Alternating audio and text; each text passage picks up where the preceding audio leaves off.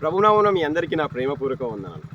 అయితే ముఖ్యంగా first of all మీకు ఒక విషయం చెప్పాలి. ఈ లైట్ ఇది ఏంది, ఇదేమన్నా ఓవర్ యాక్షన్ తప్పుగా అనుకోవద్దని చెప్తున్నాను. ఏం లేదు, నేను ఈ వాక్యం చెప్దామని వచ్చిన కొంచెం లేట్ అయి ఉండే. మేము వేరే పని మీకు బయటికి పోయి కొంచెం లేట్ అయి ఉండే. అందుకే వచ్చే సమయంలో కొంచెం చీకటి అయింది. ఎక్కడ తీయాలి అర్థం కాక, బయట ఎక్కడ తీయాలి అర్థం కాక ఈ లైట్ పెట్టుకొని ఇప్పుడు అంటే చీకటి అయిపోయింది కాబట్టి అట్లా వీడియోలు ఏం పడతలేదు కాబట్టి ఈ లైట్ పెట్టుకొని వాక్యం చెప్తున్నాను. దాని విషయంలో నేను అంటే క్లారిటీ ఇద్దామని చెప్పిన అంతే. అయితే నేను చెప్పబోయే మాట ఏంటంటే, ఈరోజు స్త్రీలు సంఘంలో ఏ విధంగా ఉంటారు, వాక్యంలో ఉన్నది ఉన్నట్టు మాట్లాడాలని అనుకుంటున్నాను అంతే. అయితే వాక్యంలో ఏమైనా ఉందంటే 1 కొరింథీ 11వ అధ్యాయం 5వ వచనంలో ఏమని ఉందంటే, ఏ స్త్రీ తల మీద ముసుగు వేసుకొనక ప్రార్థన చేయును లేక ప్రవచించును, ఆ స్త్రీ తన తలను అవమానపరచును. ఏలయనగా అది ఆమెకు క్షౌరము చేయబడినట్టుగానే యుండును. స్త్రీ ముసుగు వేసుకొని ఎడల ఆమె తల వెంట్రుకలు కత్తిరించుకొనవలెను. కత్తిరించుకొనుట అయినను శౌర్యము చేయించుకొనుట అయినను స్త్రీ కౌమానమైతే ఆమె ముసుగు వేసుకొనవలెను. ఆమెన్. చూసినావా, ముసుగు అంటే చాలామంది అనుకోవచ్చు ఈ ముసుగు విషయంలో. నేను ఈ మధ్యలో చాలా సంఘాలలో చూస్తున్నాను. అంటే ముసుగు వేసుకోవడం వాళ్ళకు ఒక షేమ్గా కనబడుతుంది. అంటే ఒక సిగ్గుపడుతుంది కొందరు ముసుగు, కొందరు జుట్లు కనబడాలని, కొందరు పువ్వులు కనబడాలని. అంటే నేను ఎవరిని ఉద్దేశించి అంటలేను. అంటే స్త్రీలు సంఘంలో వాళ్ళు ఏంటంటే స్త్రీ అంటే చాలా విలువైన. ఇంటిని చూసుకునే స్త్రీ సంఘంలో కూడా అట్లా మాదిరిగా ఉండాలి. ఎందుకంటే ఒక కుటుంబాన్ని చూసుకునే స్త్రీ ఎంతో గొప్పది.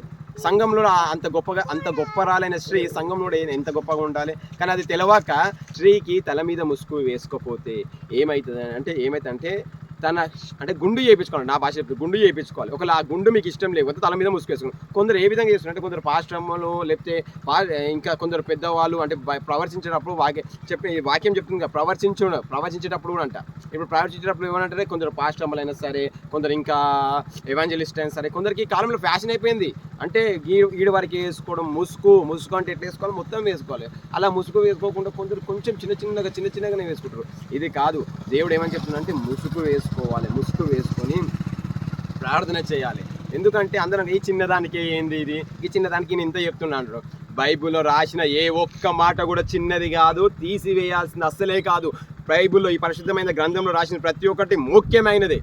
చాలామంది ఈ చిన్నదైనా అనుకుంటారు. ఇది చిన్నది కాదమ్మా, నువ్వు ముసుగు వేసుకోవాలి. మీకు ఇంకా ఈ వీడియో పక్కకి పెడతా, ఒక వీడియో పెడతా చూడండి. కొందరు ముసుగు వేసుకుంటారు, ఇట్లా వేసుకుంటారు, అది జారిపోతుంటుంది, ఇది జారిపోతుంటుంది, అది జారిపోతుంటుంది. ఎందుకు జారిపోతుంది?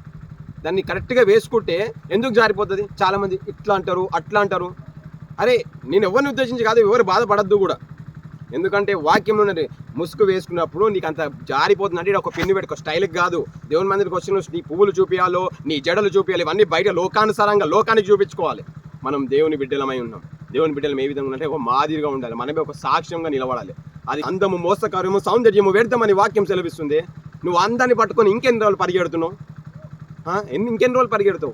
ఆ లిప్టిక్లు పెట్టి, కొందరు కాటుకలు పెట్టి, కొందరు ఇంకేమో పెడుతున్నారు. దేవుడు నిన్ను ఒక అందంగా రూపించాడు. ఆ అందాన్ని కాదని నువ్వు ఈ లోకంలో ఏదో తయారైన వాటిని పెట్టుకొని నువ్వు దేవుని రూపించిన అందాన్ని అవమానపరుస్తున్నావా? ఇది కాదు కదా. ఈరోజు దేవుడు మీ అందరితో మాట్లాడుతున్నాం. ముసుగు వేసుకోవాలి. ముసుగు వేసుకొని స్త్రీ అంతా క్షౌరము చేయించుకోవాలి, గుండు చేయించుకోవాలని నేను వాక్యం సెలవిస్తుంది. అయితే కింద మీకు ఒక వీడియో పెడతాను చూడండి. వాళ్ళు ఏ విధంగా ముసుగు వేసుకుంటారు. ఎంత అంటే నాకు చాలా సంతోషంగా అనిపించింది. అందరు చిన్న కానుంచి పెద్దల వరకు ఇట్లా మంచిగా ముసుగు వేసుకొని, మంచిగా టై అంటే కట్టుకొని ఊసిపోకుండా దేవుని మీద భక్తి ఉన్నప్పుడు ఇవన్నీ చేస్తారు. ఒకరు ఈ విధంగా అంటారు, ఆ విధంగా. ఇవన్నీ చేయకండి. బైబిల్లో ఉన్న ప్రకారం మనం నడుచుకుందాం ప్లీజ్. స్త్రీలు తల మీద ముసుగు లేకపోతే దేవుని అవమానపరిచినట్టు. ప్లీజ్ మీరు ఇంకోసారి దయచేసి నేను చెప్పిన వాళ్ళు ఎవరు బాధపడకుండా మనం వాక్యానుసారంగా నడుచుకున్నాం. నేనైనా సరే, నేను కూడా ఒక్కొక్కసారి నేను నడుచుకోలేకపోవచ్చు, కానీ నేను కూడా ఈ వాక్యం నన్ను సరిదిద్దుతుంది. మీ అందరికి చెప్పేది ఏంటంటే, మనం వాక్యానుసారంగా ఈ కాలంలో చాలా స్త్రీలు సంఘంలో ముసుగులు లేకుండా ముసుకే కదా, ఏమవుతుంది అంటారు. ముసుకే కదా అంటే ఈ బైబిల్లో లిఖించలేకపోతుంది, ఈ పరిశుద్ధ గ్రంథంలో రాయలేకపోతుంది. దీంట్లో ఉన్నది ప్రతి ఒక్కటి ముఖ్యమైనది, విలువైనది, ఇంపార్టెంట్. అది గమనించి ఈ మాటలు మీరందరూ అర్థం చేసుకోండి. ప్లీజ్ అర్థం చేసుకొని ఇవన్నీ మీరు హృదయంలో ఉంచుకొని తర్వాతైనా ఈ విధంగా అంటే ముసుగు వేసుకోకపోతే ఆ ముసుగు ద్వారా నడుచుకోవాలని నేను మీ అందరిని బతిమారి కోరుకుంటున్నాను. దేవుని వాక్యం జీవించిన దాకా. ఆమేన్.